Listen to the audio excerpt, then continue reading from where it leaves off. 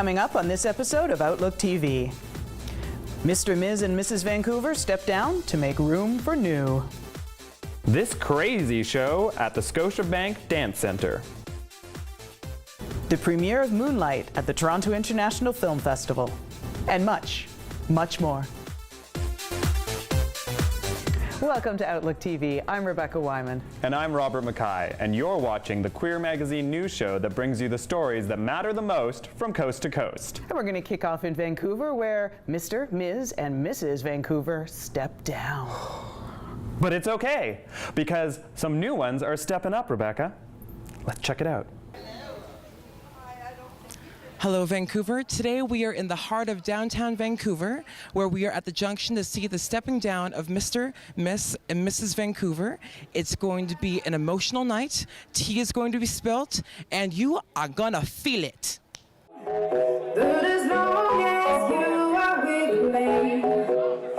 We started in 1984 with our founders, which was Miss Wiggins, my Miss, Rita Rhinestone, and Paul Landrio, and Bruce.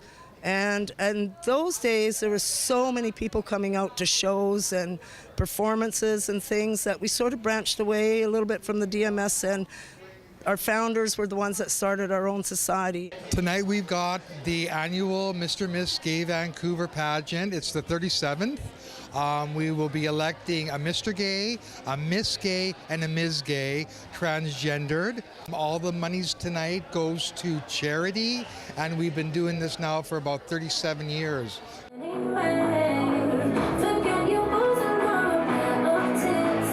I get up around 1 o'clock because I'm nasty because I went out the night before, and I throw my makeup on, and then we just go to different events. We represent the society, and we're basic like beacons in the community for people that are kind of new here. They don't know anyone, and I try to be as open and social as I can.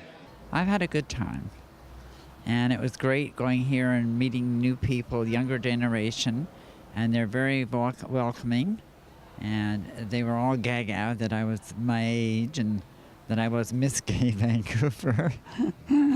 But I've always been in the background. Mr. Gay Vancouver is a position that I think is really, really important. When a lot of people think, well, I'll become Mr. Gay and I'll go out of town and I will represent, Vancouver and things like that, and that's wonderful. That's really, really great.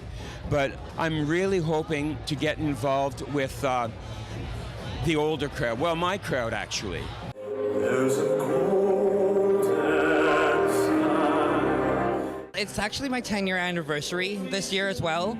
I just came to a point in my life where I just wanted to be me, and so by me transitioning is my way of also giving back, and as well as I can help inspire others.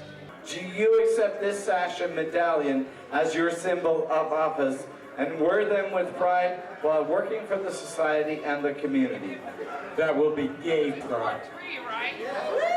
From the Mr., Miss, and Mrs. Vancouver step down, for Outlook TV, my name is Leroy Wan. Well, I don't think anybody can argue that the gays have locked down figure skating, hairdressing, fashion, and interior design. And our most lockdown of gays, Angus, goes to IDS to check out some more interior design. We're at IDS Vancouver 2016, where they're showcasing some of the hottest interior designers and interior design in Vancouver and from around the world. Let's go see what they have for 2016. We have clay and glaze, which is a bit of a pet project for me, but I love ceramics. So we've done a ceramic installation, sort of helping to elevate what people sometimes see as craft, out of craft and more into the realm of design, because that's oftentimes what it is. So that's a beautiful installation on the show floor. Tom Dixon's going to be speaking to our trade tomorrow. He has designed for Caesar Stone the Fire Kitchen, which is where we're standing now, and as well as a pop-up shop presented by Inform Interiors here in Vancouver. So he's collaborated with them to do the pop-up shop here at IDS Vancouver, so you can actually take home a piece of Tom Dixon. I understand that for the second year in a row, Out on Schools is your charitable recipient. And will be for some time to come, actually. We do donations when we vote for prototypes or whatever, and they receive those donations. In addition to that, we provide them support all year long. As well, we're giving everyone an option to donate a proceed of their ticket when they purchase it online. What is great about IDS West, especially for the gay community, is it's all about design. And it's one of those areas that we excel in, figure skating and design, pretty much. We have a lock on.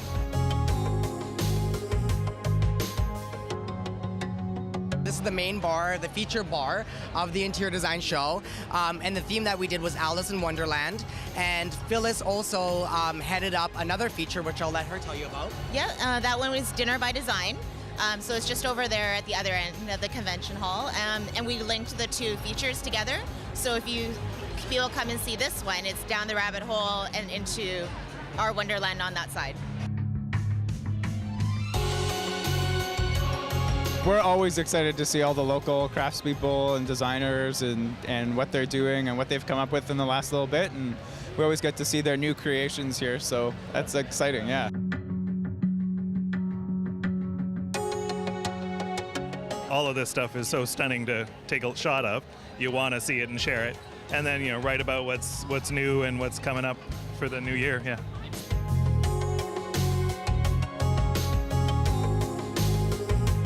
For Outlook TV, this is Angus Pratt at IDS 2016 in Vancouver. We're going to have to take a little break now. Rebecca and I have to do our calisthenics. 1 and 2. 1 and 2. 1 and 2.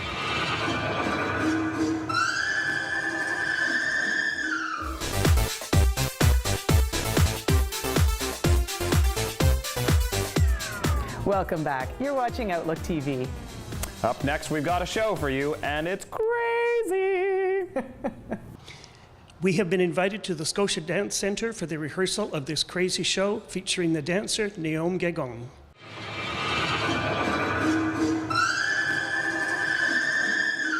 This crazy show is about a series of vignettes that explore the inner world of a man through a series of transformation and transfiguration of persona.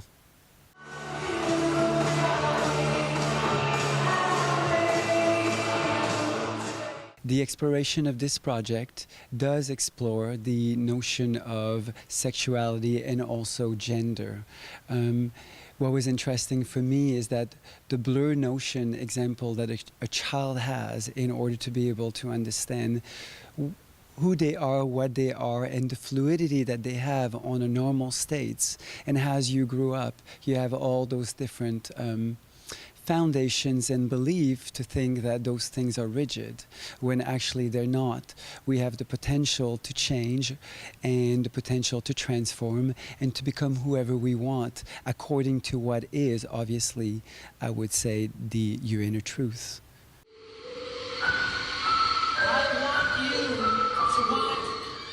For this show, it was very quintessential that for me, I went and looked at the work in a way that we could find lightness and brightness through these various scenes in order to then get the opposite, what actually was heartbreaking, what actually was moving the character to find what I define the crazy state, so the crazy push and pull of its own relationship with its past and the present and the future.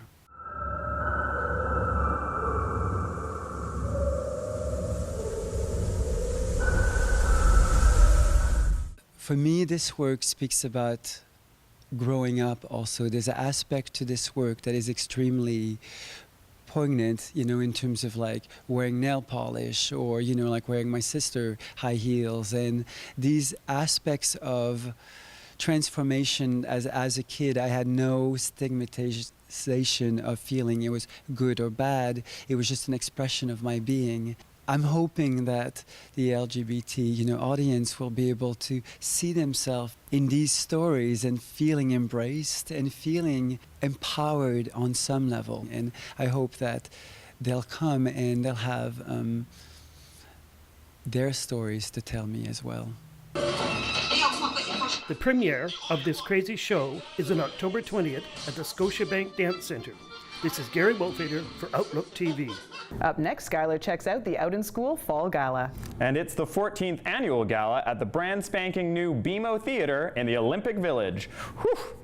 It is the annual Out on Screen Art Gala. Look at these amazing paintings. Every year, it never ceases to amaze me. It's in support of Out in Schools and the Vancouver Queer Film Festival. Welcome to the BMO, darlings, and the Out on Screen Come Out, Whatever You Are fundraiser. I mean, my goodness, this is the 14th annual Fall Gala, which is just incredible. And to think that it started 14 years ago, collecting money in a salad bowl for the kids of BC, I sit here and go, oh my God, pinch me. I cannot believe this is happening. It's for an amazing cause. I just think that I was sharing with somebody, that's exactly the time where you want to give them the dreams, the hope, the inspiration, and then as they march forward in life, they're our future.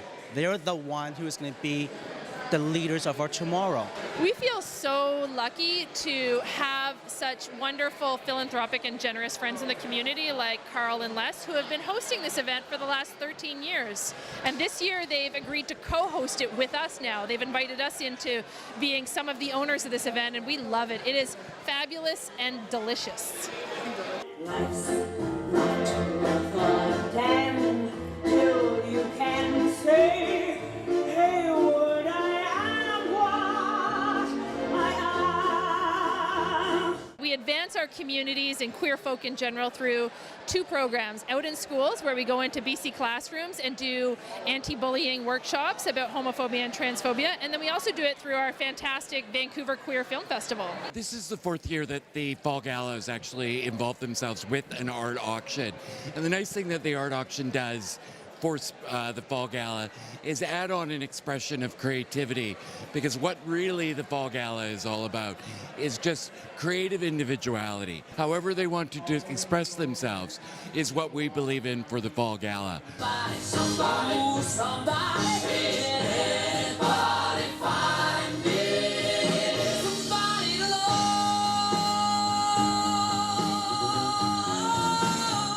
Typically, we do high schools. We're normally, because teachers and parents are like safe with us going into high schools, but more and more we're getting asked to go into elementary schools, and so we're meeting that demand.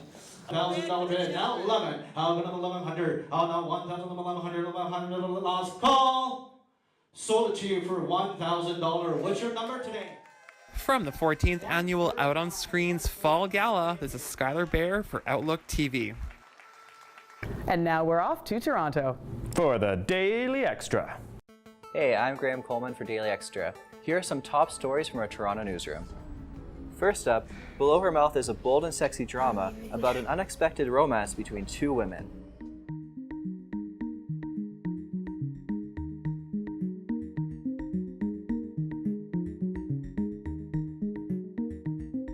What women find attractive is, I think, a lot different. Of course it's sexy, of course it's like what you said, like what women finds attractive, but yeah. I definitely think that it took a whole nother turn of like in terms of it being romantic. Having the all-female crew gave us a real feeling of support and freedom and allowed us to let our guards down.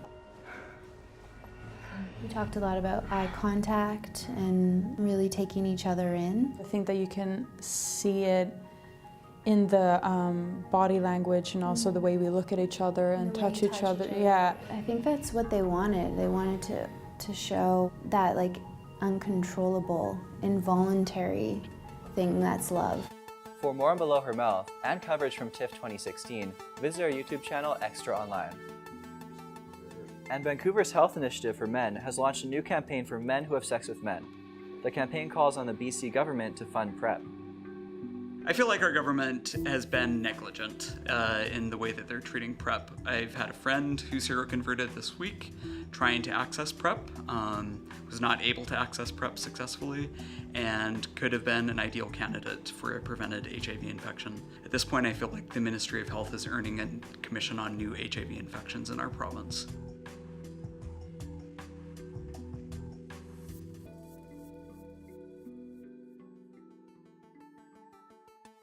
For more information, go to getprep.ca or go to Daily Extra's Facebook page. And finally, Deanne Smith is a lesbian, activist, feminist, comedian. Am I out on stage? Let's take a look at this haircut, shall we? Yeah, I'm very out on stage. I often explicitly make that connection just so we can all move on and start listening about other things. I'll just say like my girlfriend and then go like, oh, you guys knew I was gay, right? Because, I mean, look at me. Of course I'm something, right? I'm everything I look like I am, you guys. I'm gay, I read a lot of books, and I have a very restricted diet. For more on Deanne Smith and other LGBT news, go to dailyextra.com and follow us on Facebook, Twitter, and Instagram. For Daily Extra, I'm Graham Coleman. It's time for us to take another little break now. I pulled something earlier. I'll be back.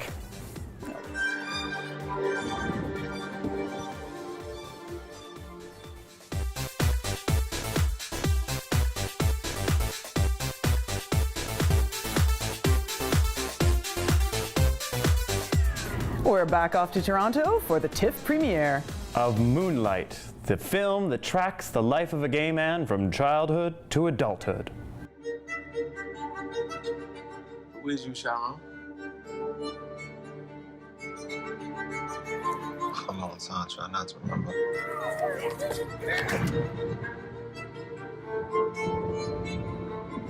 Try to forget all those times. At some point, you gotta decide for yourself who you're gonna be. Can't let nobody make that decision for you.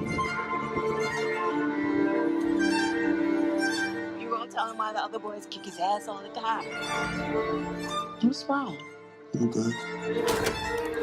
No, I done seen good, and you ain't it.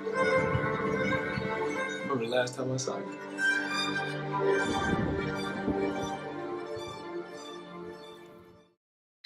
So I'm here with OutlookTV, and I have a couple of questions here that I wanted to ask you guys. I'm just going to dive right in if that's cool with you. So the first one, a little bit of a heavy hitter, I hope. What are your thoughts on the media-centric masculinization of Black men and how culture exploits these traits? That's a really good question. What are my thoughts on it?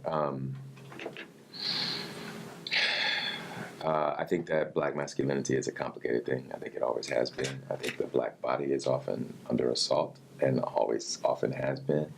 I also feel a sense of conflict and frustration at times when I see the way, on the one hand, Black bodies are treated, while at the same time the Black culture does feel a bit exploited.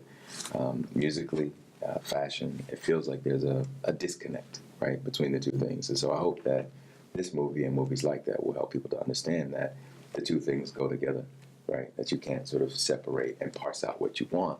You have to actually take the whole thing into account. So three-dimensional people is what we are, and that's certainly the characters I think that we try to build and that Barry tried to put on the screen. The timing of this movie is pretty interesting for us here in Toronto. I'm sure you've been following the news here and there, and Black Lives Matter, the group and the movement, have been making a lot of headlines in the city over the last year, and they seem to have a very interesting relationship with the gay community, especially the organizers of Pride, where you can almost say that as much as it's turbulent, it's almost symbiotic in a sense, mostly coming from the fact that, especially for the chapter here in Toronto, the chapter is mostly organized by queer people and by trans people.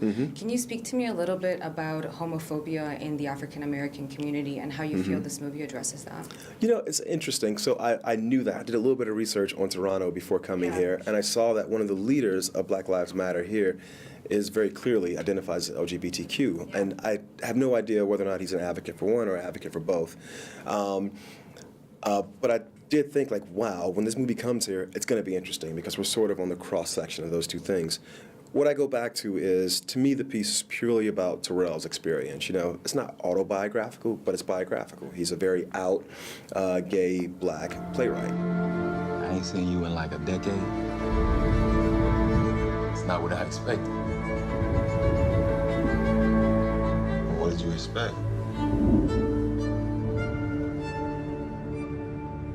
Up next, Denise checks out AIDS Walk Vancouver. The first AIDS music festival at the Malkin Bowl. We are at the finish of the AIDS Walk at Malcolm Bowl, enjoying the first music festival for Thrive. One desire. here in our hands. We have an exciting AIDS Walk to Thrive, the Scotiabank AIDS Walk to Thrive going on. So this is a new take on an old walk where we are actually having a music fest and a wellness fair at the end of our walk. So we've I just finished a 5.5 kilometer walk. That's why I'm a little sweaty. And we're for our normal AIDS Walk portion of it. And now we're having a festival here to celebrate and thrive with our members. This is one of my favorite events. I think this is my 5th year that I've been doing this. And today the rain hasn't come down yet, and we've got amazing talent, amazing performers. I've got my favorite. It's Destinique. They're amazing. I've known those children since they were yay high, and I'm so excited to be on stage with them today.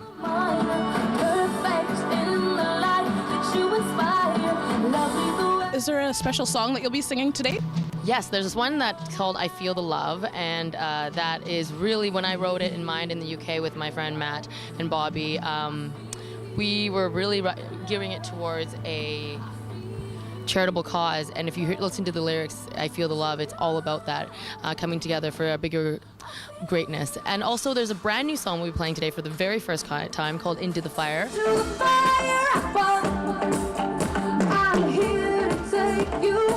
I work with people who live with HIV, and it's still very much misunderstood. And so anything that we can do to raise the profile to help people look at each person living with this illness as just a human being. That's kind of why I walk today. I've been positive since 1985. So I've been involved with the walk for as long as it's happening. So it's important people still care, and that there's still a lot of support in our community for the cause. The first time I've ever been here, and it's just a really great cause to be a part of and sing some inspirational songs and make people feel good, bring the healing vibe.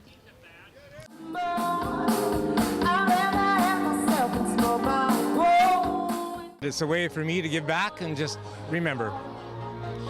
For me, it's more about raising money for AIDS people and supporting, low income, because the medicine's really expensive, and I've had lots of friends die, and so it means a lot. So I can get on. This is Denise Fraser from OutlookTV at the Music Festival for Thrive. Unfortunately, that is all the time we have for this edition of Outlook TV, but we'll be back. And in the meantime, you can like us on Facebook, follow us on Twitter, or shoot us an email if you'd like to volunteer with us. We love volunteers. We love them so much. Thanks so much for joining us. I'm Rebecca Wyman. And I'm Robert Mackay. Stay fabulous, Canada.